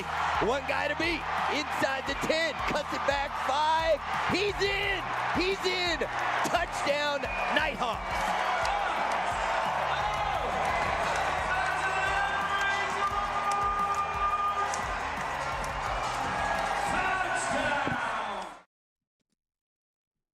One game left in the LeBron Lakers era. This how it's going to end? It's a good question because tonight could be LeBron's last game with the Lakers. We just don't know. And wildly, it's been an 8-year run. It doesn't feel like that long. It's been 8 years. Caroline, what do we make of it? Is this it for LeBron and the Lakers? 8 years is also wild. Like, if Yeah. you would have asked me, like, hey, how long has LeBron been in LA? I'm like, maybe like 4 years. Then it's like, oh, wait, he won the bubble championship in 2020, so it had to have at least been 6. Like, it is crazy to me that time has flown by as much as it has. I do not think this is LeBron's last game in LA. I don't think this is LeBron's last game, period. I do not think LeBron James retires after this season because I don't think LeBron James goes out without a true retirement tour. Without at the beginning of the season saying, this is my last year, having his, final moments in iconic venues, without, soaking everything in and really allowing the fans, basketball fans, LeBron fans, sports fans in general, the opportunity to say, this is LeBron's last time in XYZ. This is LeBron James' the last game against whichever team. I think we all, frankly, maybe I'm just speaking this into existence because I want it to happen because I feel like we all deserve that. We all deserve to know when the final time we get to see one of the greatest, if not the greatest, to ever play the game of basketball. 9th greatest, if you ask Skip Bayless, at least. But I kind of selfishly want LeBron James's final year to be spent in Cleveland, where it all started, his hometown, clearly a place that means a lot to him. I just don't see LeBron leaving LA, Fitzy, and I don't think the Lakers are going to, give LeBron the boot. The Lakers don't have a history of doing that. They don't kick their superstars out of the organization. So while I want it to be Cleveland, I do think his final year will be spent in LA. Look, I don't think there's any chance that LeBron leaves without a farewell tour. And I don't think that that's on LeBron. Let me say this loudly. I think that the league wants LeBron to take a farewell tour. In fact, look across the board at some of the capacities that we saw over the course of the last couple of seasons in the NBA. If you look at a 3-year rolling average, the Wizards have sold out at about 80% capacity. The Grizzlies is 86% capacity. The Kings, the Trailblazers, the Pelicans all in the low 90s. Why is that significant? How do you get more gate? How do you get more money? How do you make more money in ticket sales? LeBron retirement tour. Every single arena he goes into will suddenly become must-see TV. Every single seat becomes absolutely unaffordable to every single fan that's watching. I remember when Kobe was going on his farewell tour and what that meant to everybody trying to get into each of these arenas in cities that are desperately trying to make sure that they remain relevant and that they make as much money as possible. They can jack up the prices for LeBron's last time in Washington and LeBron's last time in Portland. These are all real things that I think the league would want the benefit of as LeBron goes out the door. Now, that's not to say that the league's going to tell him what to do and he has to do it, but certainly LeBron and the league have had an understanding and continue to have an understanding on what's mutually beneficial for everybody. So, no, I don't believe this is going to be the last game for LeBron. No, I don't believe he's going to play somewhere else. I think he's going to be a Laker, and I think when it is his final season, it will be announced in time to make sure that everybody that wears an NBA logo anywhere in their building can make some kind of money, all the way down to the concessions people. They're all going to be trying to make cash on LeBron's final year with the Lakers. So I think tonight also, how do you want to go out? We have to factor that in. This is a Lakers team that's going out of this season a shell of themselves. It's asked LeBron to do more over the last couple of weeks than ever expected because Luka isn't healthy. Does LeBron really want his run to end with a 4-game ass kicking to OKC in this process without their best player on the court? I don't think so. So even though it's not, the necessarily, we don't know. All I know, Caroline, is that none of the math that I do leads me to this is the way that LeBron goes out. Here's my question for you in this process. How do we view this entire era of Lakers LeBron? Because they do have a championship, but it's in a bubble. Mm-hmm. I don't put asterisks, but also one championship for the Lakers. Like, there are a lot of Lakers that have one ring. So how do we put context around what we've seen from LeBron in what is wildly an 8-year run? I know you almost have to separate the two of, also this graphic kind of freaks me out a little bit. You almost have to separate the two. It's a lot of LeBrons. LeBron James as a basketball player, one of the best to ever play the game, in his versatility, in his longevity, in championships, in his dominance. Every single statistic says that LeBron James is the greatest, if not one of the greatest players of all time. But what about LeBron as a Laker? Because, if we're just talking about LeBron and, LeBron James, where is he on the Mount Rushmore of Lakers? I think that's a totally and completely different story. And you also have to ask, what are LeBron's priorities when it comes to his future? I think we agree. I don't think he's retiring. I don't think he's going to go out like this. But does LeBron James want to win a championship? Look, the Lakers are good. I don't view the Lakers in the title tier. They're not in the title tier. So does he want to win a championship? Is that his number one priority? I don't think that it is, Fitzy, because LeBron had an opportunity to go somewhere else this year. I don't think any of us viewed the Lakers as championship contenders this year, even with Luka. I think right now LeBron's priorities are he enjoys being a Laker. I think he enjoys living in LA. I think he's comfortable. I think there are other things in life and in his career that he prioritizes over winning championships. So like when you want to talk about like LeBron might need to win another championship to be viewed as a top 3 Laker of all time. I don't think that he's going to get that in Los Angeles, but nor do I think that he prioritizes that above all else. Maybe at once upon a time in his career he did, but not now. The hard part for whether you have LeBron or Michael is the GOAT. LeBron is one of the 2 best players to ever step on a basketball court to me, and that's clear. That being said, LeBron is not just the Lakers portion of LeBron's career does not put him on the Mount Rushmore for the LA Lakers, and that's not even close. He's not a more significant Laker than Magic was. He's not a more significant Laker than Kobe was. He's not a more significant Laker than Kareem was, and frankly, he's not a more significant Laker than Jerry West was, even though that was well before my time. So there's nothing he can accomplish next year that will make him a more significant Laker than any of those players. But I also think LeBron doesn't care. How often do he's made that clear this year. Like, LeBron's not mincing words. He cares about YouTube golf and playing basketball because he loves playing basketball. And I'm not here. We just talked to Darius Miles earlier, and we asked about how difficult it was when he decided not to play anymore. And he made it clear, I didn't decide that. The league decided that for me.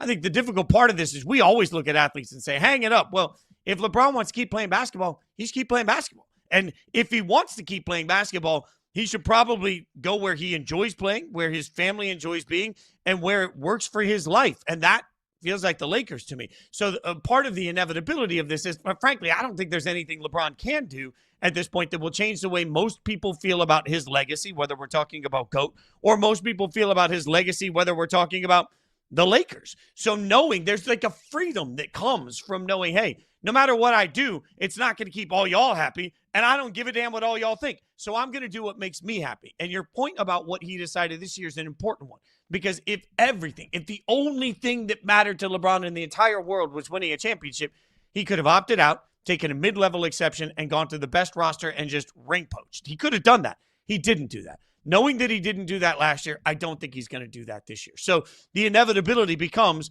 LeBron's not going to do anything that changes anybody's mind. LeBron's not probably going to win a championship with the Lakers, and even if it does, won't change that Lakers status. I think all of that leads me back to LeBron is here, and it was a successful run because it was LeBron and the Lakers, and it's been fun to watch. But it hasn't been a championship run, and that's okay. I do think winning a championship changes some things, especially if LeBron plays at the level that he's been playing.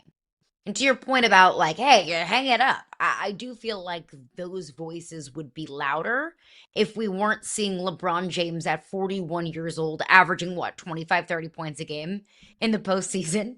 If he didn't largely carry the Lakers in that first round series. If he didn't look like he got some sort of youth serum and injected it into himself to look like the peak and prime LeBron that we all know and that we love. I do think that the way that LeBron has played in the postseason, and look, they're going to lose this series to Oklahoma City, and Oklahoma City is probably going to win a second championship in 2 years. But I do think that the way that LeBron has played as of late and in the postseason changes the way that we talk about LeBron and, what he can do next season. Yes, but I'm also old enough that I remember as a kid watching Kareem at 41 years old win his 6th and final NBA championship with the Lakers in 1988. So it's been done before, even within this organization, wildly. We'll be back here tomorrow, 9 a.m. Eastern. Check us out. Thanks for hanging out. Yahoo Sports Daily.